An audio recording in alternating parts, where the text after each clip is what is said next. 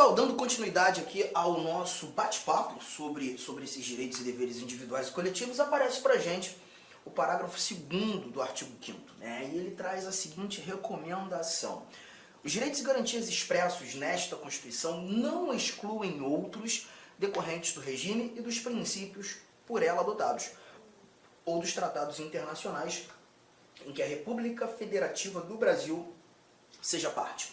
Bom, o que a gente extrai dessa leitura desse nosso parágrafo 2º? Primeiro ponto importantíssimo: grifo que os direitos expressos nesta Constituição não excluem outros. Não excluem outros. O que a gente mata aqui? Que na realidade a nossa Constituição traz uma cartilha enorme, extensa de direitos, mas o texto constitucional não esgota o assunto. Nem todos os direitos são previstos na Constituição. Obviamente, a Constituição traz muitos direitos, mas não traz todos os direitos. Essa é a recomendação principal que a gente tira daqui. E nessa linha de raciocínio, concluímos que essa lista de direitos apresentada na nossa Constituição é uma lista exemplificativa. Não devemos entender a lista como uma lista taxativa ou, em algumas provas, assim examinadores apontam, uma lista exaustiva, ou até mesmo quando num perfil, né, mais criterioso, questões num campo, uma complexidade maior, uma lista de números clausos. Não, nada disso. Não é taxativa, não é exaustiva, não é uma lista de números clausos. Anotei, a nossa lista de direitos é uma lista exemplificativa. Lista exemplificativa de direitos. Tá? E a ideia de ser uma lista exemplificativa é aqui, ó, não taxativa, não, deixa eu colocar aqui melhor, não taxativa, não exaustiva, nada disso. É justamente entender que outros direitos podem ser agregados a estes apresentados na Constituição. Interessante que na leitura, na complementação da leitura, o Constituinte diz que os direitos e garantias expressos nesta Constituição, eles não excluem outros decorrentes do regime e dos princípios por ela adotados. Obviamente, o Constituinte, quando desenhou a nossa Constituição, quando formulou essa literatura constitucional, o Constituinte apresenta para a gente, né, um regime democrático, garantidor de liberdades. E a gente falou muito sobre democracia, né? A nossa democracia participativa, a nossa democracia representativa, quando estudando os princípios fundamentais dessa linha de raciocínio. Novos direitos podem ser agregados à Constituição, oriundos muitas vezes de emendas constitucionais. Todavia, quando da pretensão do Constituinte derivado reformador, aquele que altera a Constituição por meio de emendas constitucionais, há de se respeitar os princípios previamente adotados pelo Constituinte originário. Há de se respeitar o nosso regime democrático. Então a ideia é, novos direitos podem chegar por meio de emendas constitucionais. Um bom exemplo está aqui, ó. Se eu voltar aqui o nosso slide, eu tenho um inciso 79. E nesse inciso 79, nós temos que é assegurado nos termos da lei o direito à proteção dos dados pessoais, inclusive nos meios digitais. Esse inciso 79 não é uma redação original da Constituição de 88, assim como o 78, né? A todos no âmbito judicial e administrativo são assegurados a razoável duração do processo e os meios que garantam a celeridade de sua tramitação. Então a gente verifica nessa linha aqui, essas informações, que a proteção de dados, direito fundamental, e a razoável duração dos processos, sejam eles processos judiciais, sejam eles processos administrativos, foram orientações inseridas por meio de emendas constitucionais. O 79, inclusive, é muito recente, né? A gente viu o inciso 79 surgindo no início do ano de 2022, para você perceber, né, a importância de encontrarmos essas recomendações. E isso simplesmente afirma ou reafirma termos uma lista exemplificativa. Nem todos os direitos estão na Constituição, novos direitos podem ser inseridos por meio de emenda. De novo, mais importante levarmos em consideração os princípios, os preceitos, o regime adotados pelo Constituinte originário. Mas para mim essa parte nem é a mais importante. Sim, essa interpretação é importante, mas não é a mais importante que a gente consegue matar tendo como parâmetro o parágrafo 2º. Para mim esse ou em diante aqui é algo muito importante, quando a gente verifica que novos direitos podem também ser agregados por meio de tratados internacionais em que a República Federativa do Brasil seja parte. E aí a gente leva em consideração que o Brasil é signatário, sim, de vários tratados internacionais que versam sobre direitos humanos, os direitos humanos. Olha, é muito importante nós levarmos em consideração o que seria direitos humanos, ou o que seriam os direitos humanos. Muita gente tem uma dificuldade muito grande, a gente visualiza no dia a dia, no cotidiano, né, o pessoal falando sobre direitos humanos de uma maneira um tanto quanto informal demais, ou até mesmo de forma discriminatória, não sei se seria a melhor palavra, mas isso acontece muitas vezes pelo fato de não saberem genuinamente o que são direitos humanos. E aí a gente lembra de uma coisa, quando nós estudamos princípios fundamentais, o primeiro título da Constituição, quando nós conversávamos sobre os fundamentos da República Federativa do Brasil, aqueles 5 incisos que estão no artigo 1º, o terceiro fundamento da República Federativa do Brasil, a dignidade da pessoa humana. Eu aproveito esse momento justamente para trazer a primeira anotação que entra em seu caderno. O princípio da dignidade da pessoa humana, nós já havíamos falado isso, é o princípio basilar dos direitos fundamentais. É o princípio basilar dos direitos fundamentais. E quando nós falamos desses direitos fundamentais, aparece a dignidade da pessoa humana.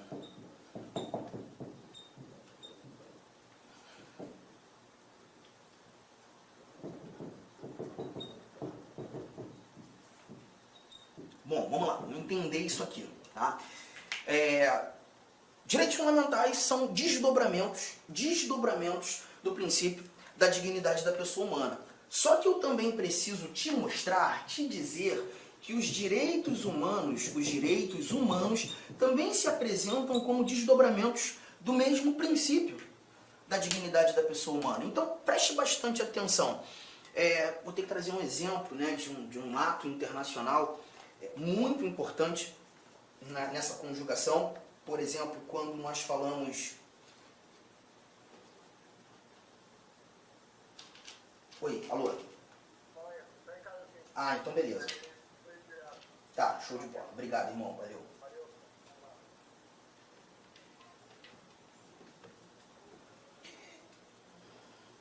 Tratar da Declaração Universal dos Direitos Humanos.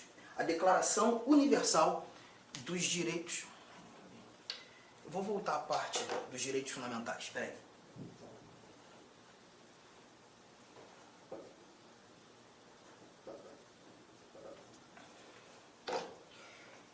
E tendo como parâmetro os direitos fundamentais, fazendo esse link, a dignidade da pessoa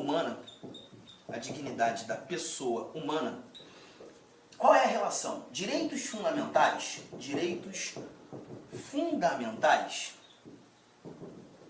são desdobramentos desse princípio. Tudo bem? Até aqui? Só que eu também preciso te dizer que os direitos humanos também se apresentam como desdobramentos desse mesmo princípio. Eu vou ter que trazer um exemplo de um ato internacional muito importante no nosso cotidiano, né, que é a chamada Declaração Universal dos Direitos Humanos. Essa Declaração Universal dos Direitos Humanos foi o primeiro ato internacional sobre essa ramificação de direitos humanos, um ato que buscou efetivamente internacionalizar direitos humanos. Esse ato nasce 3 anos após a criação da ONU, pela Assembleia Geral das Nações Unidas, precisamente no dia 10 de dezembro de 1948, em Paris. E ali a gente encontra 30 artigos nessa Declaração Universal dos Direitos Humanos. 30 artigos. Bom, vamos lá, vamos entender isso aqui. Dentre os artigos nós temos liberdade de locomoção, nós temos liberdade de credo religioso, vedação à tortura, falamos sobre remédios constitucionais, temos informações sobre direito de propriedade, sobre direito de nacionalidade, fala sobre educação, fala sobre direitos políticos. Então você percebe que na conjuntura da Declaração Universal dos Direitos Humanos, os exemplos que eu citei aqui são exemplos que também encontramos na Constituição, na nossa Constituição de 1988.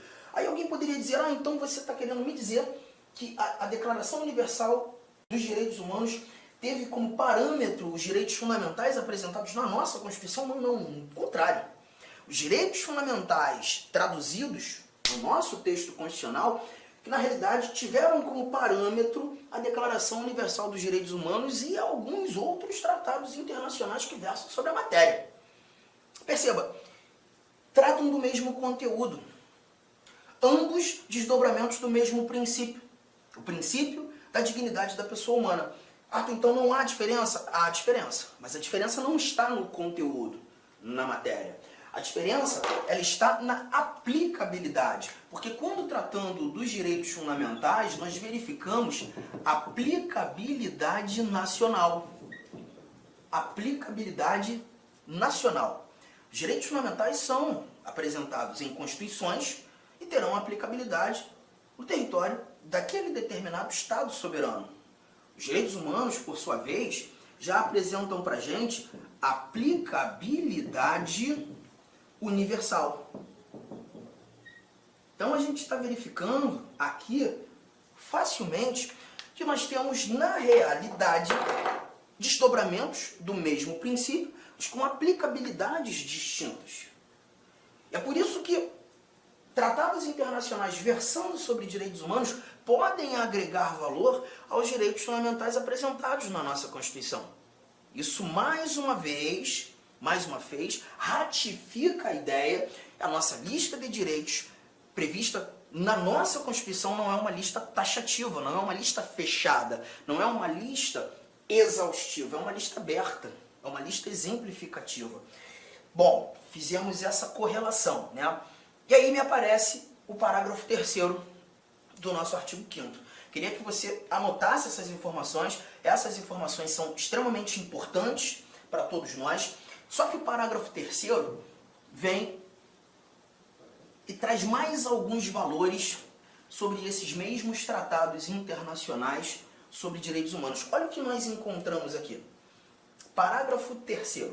Os tratados e convenções internacionais sobre direitos humanos que forem aprovados em cada casa do Congresso Nacional, 2 turnos, 3/5 dos votos dos respectivos membros serão equivalentes às emendas constitucionais.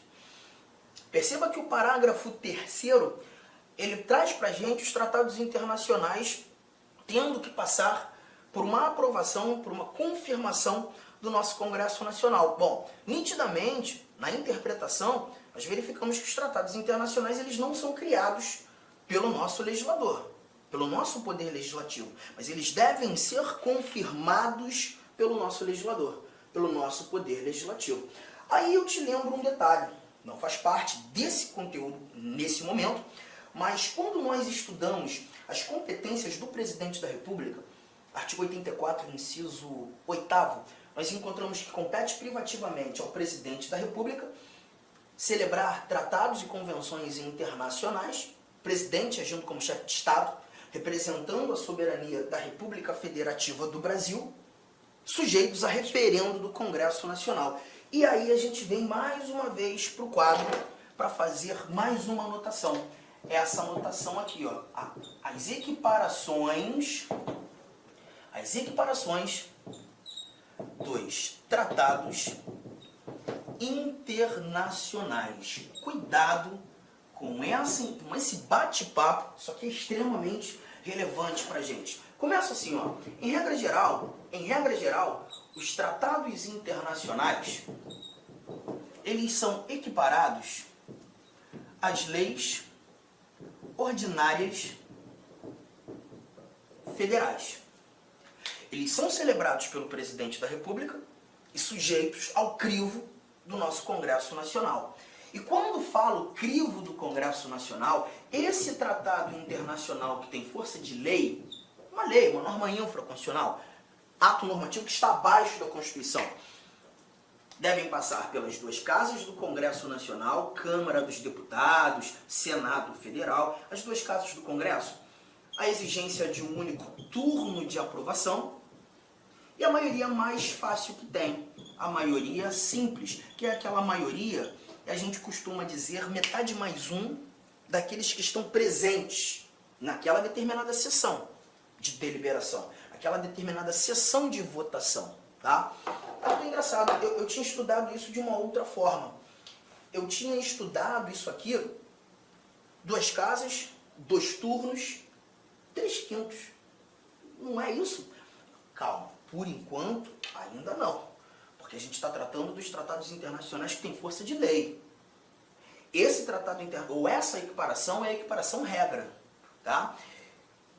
Quando a gente vai lá para o parágrafo 3º do artigo 5º, aquele que a gente acabou de ler, nós verificaremos um outro tratado, que são os tratados internacionais que versam sobre direitos humanos. Aí o cuidado que você tem que ter. Esses tratados, esses aqui, acabam tendo força de emenda constitucional. Acabam tendo força de emenda constitucional. E aí sim, se você busca dar força de emenda, se esse tratado vai ter força de norma constitucional, não de uma lei qualquer, se esse tratado vai estar lá junto aos dispositivos da Constituição e não abaixo da Constituição, aí o processo de aprovação ele é diferente. A exigência, sim, passar pelas duas casas do Congresso, de novo, Câmara dos Deputados, Senado Federal, a exigência de 2 turnos de votação em cada uma dessas casas e a exigência de uma maioria diferente, que é a tal da maioria qualificada em 3/5 de votação. Tá? Deixa eu fazer alguns comentários pertinentes aqui para você. Sempre quando a Constituição, você já começa a entender isso agora, sempre quando a Constituição exigir uma votação em fração, essa maioria vai ser chamada de qualificada. Como regra geral, tendo como parâmetro conteúdos programáticos que são recorrentes em concurso público, nós temos, na realidade, em regra geral, 2 frações. Ou o Congresso delibera em 2 turnos, ou o Congresso delibera em 2/3, ou em 3/5. Nesse caso, 3/5. E essa fração que sintetiza a tal da maioria qualificada, porque é uma maioria mais exigente, é uma maioria mais robusta, é uma votação mais solene, você vai ter sempre como base de cálculo total da casa. Então perceba, aqui eu não vou usar os 3/5 daqueles que estão presentes. Não, 3/5 do total, independentemente de quantos estiverem presentes. Poxa, Arthur, essa votação aqui é mais criteriosa, né? Mas tem que ser, porque você está versando sobre um conteúdo... Com licença, meu amigo, minha amiga, eu sou o professor Lac. Inicialmente quero pedir desculpas por ter interrompido seus estudos, mas essa aula é uma aula demonstrativa aqui do site Lac Concurso. Quero dizer para você o seguinte, que você pode assistir o restante dessa videoaula, você pode ter o material de apoio dessa videoaula e muito mais no nosso curso completaço pré-edital para o INSS. Valor do curso? O valor do curso custa 10 parcelas de R$ 45,00. E nós temos uma promoção. Essa promoção aqui, até o dia 3/6, ela custa 10 parcelas de R$ 30,00, né? Mas vamos fazer o seguinte, você que está assistindo esse vídeo, até para prestigiar, até uma forma de amenizar aí a interrupção do seu vídeo, você vai falar o seguinte, olha, você vai entrar em contato, você vai clicar aí, tem um link aí do WhatsApp, você vai falar o seguinte, eu quero a promoção, eu quero o código promocional do curso pré-edital do INSS que o professor Lac falou no vídeo. Então tem um link aqui embaixo, tá? Tem um link aqui embaixo de um WhatsApp, você vai direto para o atendimento. Lembra-se que o atendimento tem horários comerciais de atender e ali vai te fornecer um link para você pagar aí 10 parcelas de R$ 30,00. Cara, um curso super competitivo, é um curso na qual nós estamos nos dedicando muito. Inclusive, no último concurso, 2016, eram 2.200 vagas, salvo engano, e nós tivemos 204 pessoas, alunos, que nós ajudamos a ser aprovado nesse concurso. 204 pessoas. Cara, então o curso nosso é muito bom, é o melhor custo-benefício. Eu peço para vocês aí um voto de confiança. Meus amigos, um forte abraço, espero vocês. Tchau, tchau.